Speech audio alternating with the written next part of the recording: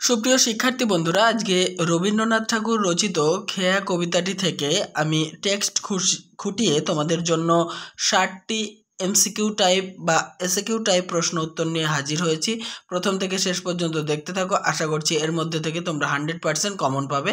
আর যে সমস্ত বন্ধুরা এসএলএসটি কিংবা মাদ্রাসা সার্ভিস কমিশন পরীক্ষার জন্য প্রিপারেশন নিচ্ছ তাদের জন্য অনেকাংশে সহায়তা করবে। চলো তাহলে দেরি না করে দেখে নিই আজকের গুরুত্বপূর্ণ ক্লাসটি। ভালো লাগলে লাইক, কমেন্ট এবং শেয়ার করো। চ্যানেলটিতে নতুন হলে সাবস্ক্রাইব করে অল করতে ভুলো না। প্রথম প্রশ্ন, খেয়া কবিতাটি কার লেখা? রবীন্দ্রনাথ ঠাকুরের লেখা।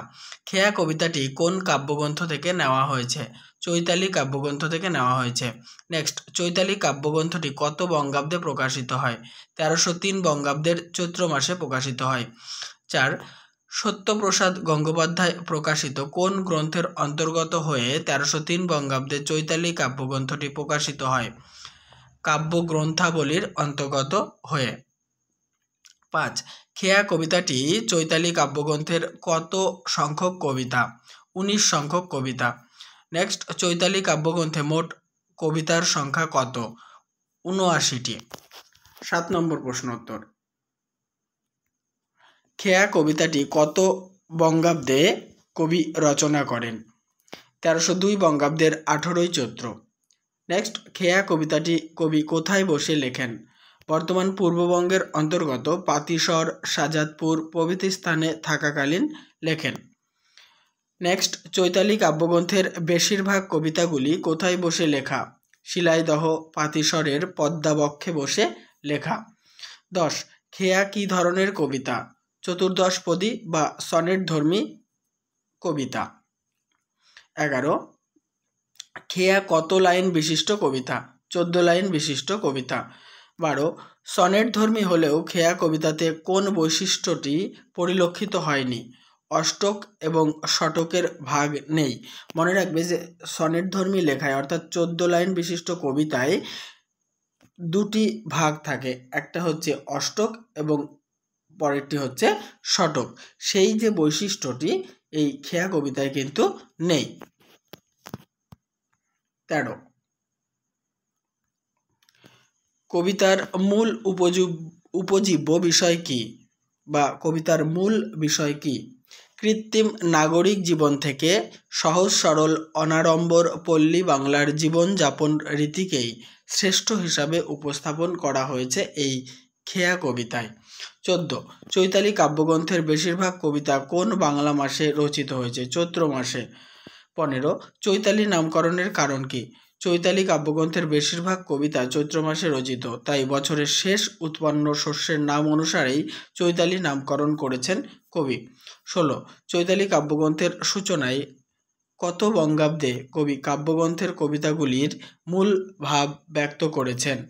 1347 বঙ্গাব্দের অগ্রহায়ণ মাসে। নেক্সট, খেয়া কবিতাটি কোন নদীকে কেন্দ্র করে রচিত? পাতিসরের নাগর নদীকে কেন্দ্র করে রচিত। নেক্সট, খেয়া নৌকা কি? নদী পারাপারের জন্য ছোট নৌকা বিশেষ। 19, নদীর স্রোতে কোন নৌকা পারাপার করে? খেয়া নৌকা। নেক্সট, নদীর স্রোতে কি পারাপার করে? নদীর দুই পাড়ের মানুষজন। পরের প্রশ্ন, দুই তীরে কাদের মধ্যে জানাশোনা আছে? দুই গ্রামের মানুষের মধ্যে জানাশোনা আছে। 21, সকাল থেকে সন্ধ্যা পর্যন্ত দুই গ্রামের মানুষেরা কি করে? আনাগোনা করে। আনাগোনা শব্দের অর্থ কি? আসা যাওয়া বা যাতায়াত করা। 23, পৃথিবীতে কত ড্যাশ কত সর্বনাশ? শূন্যস্থানে বসবে দ্বন্দ্ব। 24, পৃথিবীতে নতুন নতুন কি গড়ে ওঠে? ইতিহাস গড়ে ওঠে। নেক্সট, রক্ত প্রবাহের মাঝে ফেনাইয়া ওঠে।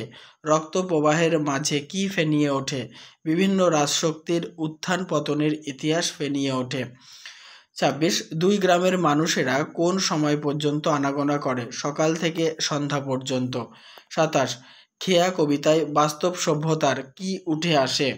নব নব তৃষ্ণা ক্ষুধা উঠে আসে। পরের প্রশ্ন, নব নব তৃষ্ণা ক্ষুধায় কি পাওয়া যায়? হলাহল ও সুধা পাওয়া যায়। হলাহল শব্দের অর্থ কি? বিষ। সুধা কি? সুধা হলো অমৃত। নেক্সট আরও 30টি প্রশ্ন উত্তর আলোচনা করার আগে বলি, অবশ্যই ভালো লাগলে লাইক কমেন্ট শেয়ার করো, চ্যানেলটিতে নতুন হলে সাবস্ক্রাইব করো, অল করে দিও। আর তোমাদের সিলেবাসের অন্তর্গত যাবতীয় আগের ক্লাসগুলি দেখার জন্য আমার চ্যানেলের প্লেলিস্টে প্রবেশ করো, ওখানে একটা ফোল্ডারে সমস্ত ভিডিওগুলি তোমরা পেতে পারো বা পেয়ে যাবে। 31 নম্বর প্রশ্ন, দুটি গ্রাম কোন দিকে চেয়ে আছে? দোহা পানে। এই বানানটা না চন্দ্রবিন্দুটা মিস্টেক হয়েছে সব ক্ষেত্রে, দোহা বানানের সব জায়গায় দয় চন্দ্রবিন্দু ওকার হবে, ঠিক আছে? দোহা পানে। দোহা পানে শব্দের অর্থ কি? দুজন দুজনার দিকে। পরের প্রশ্ন, দোহা পানে চেয়ে আছে, কারা চেয়ে আছে? কবিতায় উল্লেখিত নদীর দুই তীরবর্তী গ্রাম দুখানি পরস্পরের দিকে চেয়ে আছে। নেক্সট, কবিতায় কয়টি গ্রামের কথা উল্লেখ করা হয়েছে? 2টি গ্রামের কথা।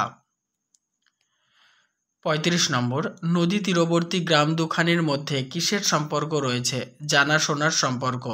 36, কারা নতুন নতুন ইতিহাস গড়ে তোলে? পৃথিবীর নানা দ্বন্দ্ব এবং সর্বনাশ।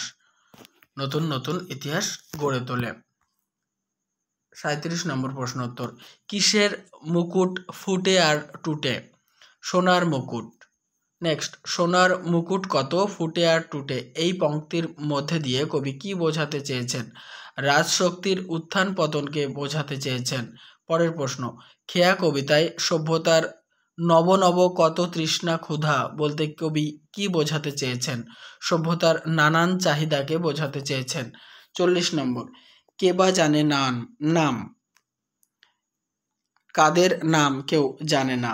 নদীর তীরবর্তী দুই গ্রামের নাম কেউ জানে না। 41, এই খেয়া চিরদিন চলে নদীর স্রোতে, এই পংক্তির মধ্যে দিয়ে কবি মূলত কোন খেয়াকে বোঝাতে চেয়েছেন? জীবন তরীকে বোঝাতে চেয়েছেন। এবারে আমরা কতগুলি শূন্যস্থান জেনে নেব। 42 নম্বর, প্রথম শূন্যস্থান, ড্যাশ পারাপার করে নদীর স্রোতে, খেয়া নৌকা। নেক্সট, কেহ যায় ঘরে কেহ ড্যাশ ঘর হতে, আসে। নেক্সট, দুই তীরে দুই গ্রাম আছে ড্যাশ জানাশোনা, ড্যাশ হইতে সন্ধ্যা করে আনাগোনা, সকাল। পৃথিবীতে কত ড্যাশ কত সর্বনাশ, দ্বন্দ্ব। 47, নূতন নূতন কত গড়ে ড্যাশ ইতিহাস। 48, ড্যাশ মাঝে ফেনাইয়া ওঠে, রক্ত প্রবাহের। 49, সোনার ড্যাশ কত ফুটে আর টুটে, শূন্যস্থানে বসবে মুকুট। 50, ড্যাশ নব নব কত তৃষ্ণা ক্ষুধা, সভ্যতার। উঠে কত ড্যাশ উঠে কত সুধা, হলাহল। 52, ড্যাশ পানে চেয়ে আছে দুইখানি গ্রাম, দোহা। দোহার মাথায় কিন্তু দয় চন্দ্রবিন্দু ওকার হবে, চন্দ্রবিন্দুটা মিস্টেক হয়েছে। 53, এই খেয়া চিরদিন চলে ড্যাশ নদীর স্রোতে। পরের প্রশ্ন, শুধু হেথা ড্যাশ কে বা জানে নাম, দুই তীরে। 55, টুটে শব্দের অর্থ কি?